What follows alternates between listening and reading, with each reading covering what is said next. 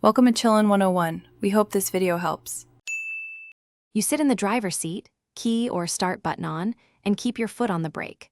First, verify the Altima is in park or neutral so the transmission will accept a mode change.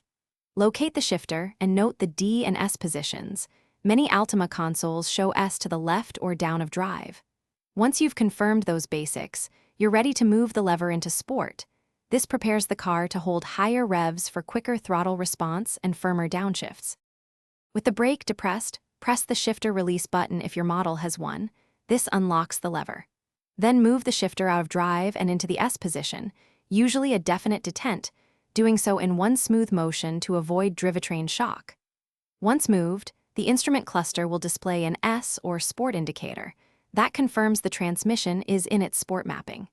You'll notice the engine holds higher RPMs and throttle response sharpens. That's how Sport mode delivers. Once the Sport indicator is lit, release the brake and accelerate gently to feel the higher rev range and faster downshifts. That confirms proper engagement. If your Altima has paddle shifters or a manual gate, you can use them now to control shifts for more precise inputs. If Sport mode won't engage, try returning to park then reselecting S or cycle the ignition.